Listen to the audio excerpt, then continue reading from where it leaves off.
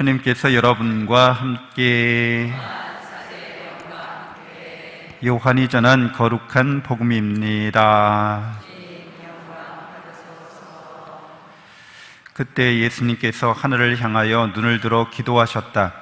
거룩하신 아버지, 아버지께서 저에게 주신 이름으로 이들을 지키시어 이들도 우리처럼 하나가 되게 해주십시오. 저는 이들과 함께 있는 동안 아버지께서 저에게 주신 이름으로 이들을 지켰습니다. 제가 그렇게 이들을 보호하여 성경 말씀이 이루어지려고 멸망하도록 정해진 자 말고는 아무도 멸망하지 않았습니다.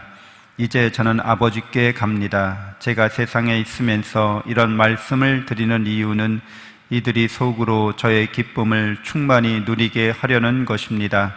저는 이들에게 아버지의 말씀을 주었는데 세상은 이들을 미워하였습니다. 제가 세상에 속하지 않은 것처럼 이들도 세상에 속하지 않기 때문입니다.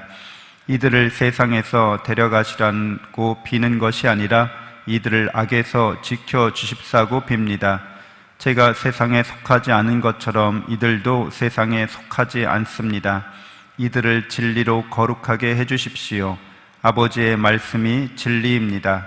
아버지께서 저를 세상에 보내신 것처럼 저도 이들을 세상에 보냈습니다. 그리고 저는 이들을 위하여 저 자신을 거룩하게 합니다.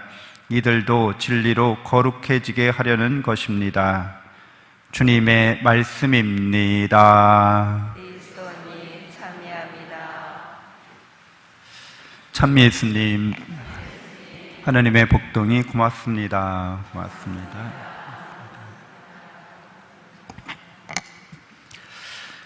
네, 오늘 예수님이 제자들을 위해서 기도하십니다. 예수님께서는 아버지의 영광을 드러내시고 또 그럼으로써 당신 자신도 영광스럽게 되셨다고 말씀해 주셨습니다. 그래서 참으로 영광스러운 것은 목적을 달성하는 거죠. 그래서 목적을 달성할 때 그 기쁨과 또 환희를 누리는 거라고 할 수 있겠습니다. 축구 선수들이 축구 경기에서 이기는 거, 골을 넣고 그 축구 선수의 영광인 거죠. 월드컵에서 우승했다. 대단한 영광인 거죠. 목적을 달성한 거죠. 그래서 세상에는 많은 그런 영광들이 있는데 그런 영광들은 유한할 수밖에 없는 거죠. 계속되지 않는 거죠. 당연하게도. 월드컵 몇 회 우승했다고 해서 다음에도 계속 그 팀이 우승하는 건 아니어서 그때의 영광인 거죠. 한때의 영광이라고 할 수 있습니다. 근데 영원한 영광, 그것은 하느님의 우리에 대한 목적이 성취되는 걸 말하는 거죠. 그래서 하느님께서는 우리에 대한 목적을 두고 계세요. 그래서 우리 인간이 어떤 목적을 갖고 있는지, 그렇죠. 우리는 성경에서 우리가 하나님을 닮은 존재라는 걸 너무 잘 알고 있습니다. 그래서 하나님을 닮아가는 게 우리의 목적이고 그 닮아가는 것 자체가 우리의 영광이 되는 겁니다. 그래서 우리는 그것을 자랑할 수밖에 없다는 거죠.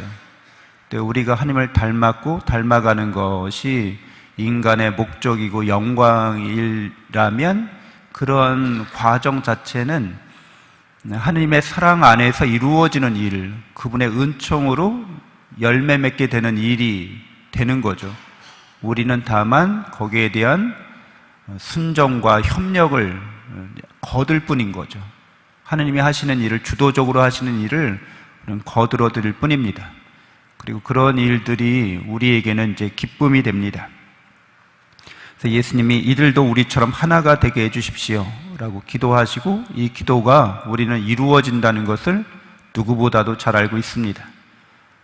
하느님과 우리가 하나 되어 가는 삶, 그것이 하나님을 닮아가면 닮아갈수록 계속해서 진전돼 나가는 것이 됩니다. 그리고 예수님께서는 우리를 진리로 거룩하게 해주신다고, 아버지의 말씀이 진리라고 말씀하고 있어요. 그래서 아버지의 말씀은 결국 우리를 사랑으로 창조하신 말씀이에요. 하나님을 닮아가도록 또한 우리에게 구원의 은총을 주시는 그 말씀이 되겠습니다. 그래서 이 말씀은 곧 사랑의 말씀이어서 이 말씀이 우리로 하여금 진리에 나아가게 하고 진리를 깨닫게 하고 우리를 이끌어 갑니다. 그 사랑의 말씀이기 때문에 여기에서 우리가 이 진리의 말씀을, 사랑의 말씀을 어떻게 대하는가가 아주 중요한 거죠. 주도적으로 우리가 하나님의 말씀보다 더 강하게 그분의 내리사랑에 대해서 응답 드릴 수는 없어요. 그렇죠? 그분의 내리사랑, 베푸시는 사랑에 대해서 우리가 잘 그걸 받아들이면 되는 거죠. 그래서 사실은 이런 일들은 예수님께서 기도하고 계시는데 기도할 때 가장 잘 이루어집니다. 기도 중에서도 우리가 보통 관상기도라고 하는 그 기도에서 명백히 이루어지는 거죠.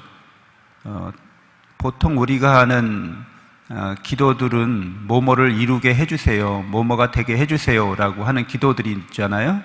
이런 기도들은 영원한 세상에 대한 기도가 아니라 유한한 이 세상에 대한 목적을 이루기 위한 기도인 거죠.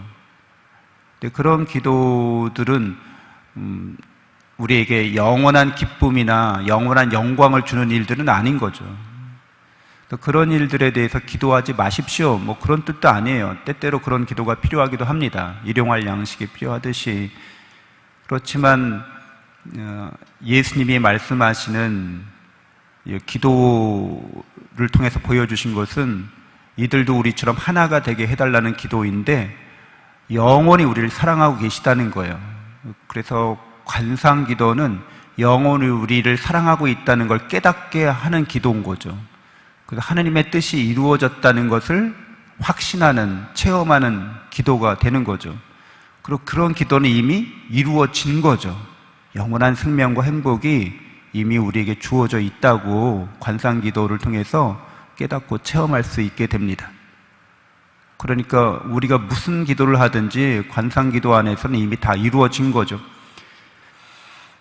근데 우리는 관상기도 할 때 이렇게 영원한 생명과 행복이 우리에게 이미 주어졌다는 것을, 그 기도가 이루어졌다는 것을 이제 깨닫고 또 체험할 수 있는데 이 세상으로 보내집니다. 파견된다는 거죠. 이 세상으로 보내지는, 파견되는 이유는 유한하고 조건적이고 제한돼 있죠. 그러니까 이게 여러 가지로 이 세상에 다양한 목적들이 있는데 그 목적들을 때때로는 추구해야 되는 거죠. 근데 그 목적들을 추구하면서 성공과 실패도 겪게 되죠. 그러니까 이제 산전수전, 공중전을 겪고 이렇게 살아가는 거예요. 근데 이런 과정이 왜 필요합니까? 라고 말할 수도 있는데 이제 이런 과정은 우리가 하나님을 닮아가는 과정으로서 우리가 겪게 된다고 우리가 이해할 수 있는 거죠. 깨달을 수 있는 거죠. 그래서 예수님이 제자들을 세상에 보낸다고 얘기합니다. 그리고 제자들을 위해서 기도한다고 이야기하고 계신 거죠. 거룩하게 이들이 진리로 거룩하게 되도록 기도한다고 말씀하십니다. 그래서 거룩해진다는 것은 그 핵심이 결국에는 자기의 희생을 통해서 이루어집니다. 거룩한 희생이 되는 거죠. 그래서 하느님의 사랑을 배우고 우리가 그분의 사랑을 닮아가는 과정에 있어서 꼭 필요한 것이 희생이라고 할 수 있습니다. 거룩한 희생, 바로 예수님이 보여주신 십자가의 길이 되겠습니다. 누구든지 그래서 예수님을 사랑한다고 할 때, 또 예수님의 사랑이 내게서 이루어진다고 할 때 십자가의 길을 거부하면서 부정하면서 그렇게 되기를 바란다고 하는 것은 결코 이루어질 수 없는 기도가 됩니다. 앞뒤가 안 맞는 기도가 되는 거죠. 근데 십자가의 길을 기쁘게 걸어가는 사람, 영원한 생명과 행복이 이미 자신에게 주어져 있음을 깨닫고 확신하면서 자기를 헌신할 때 우리가 하나님을 사랑하고 있다는 게 드러나게 됩니다. 잠시 눈을 감고 묵상하겠습니다.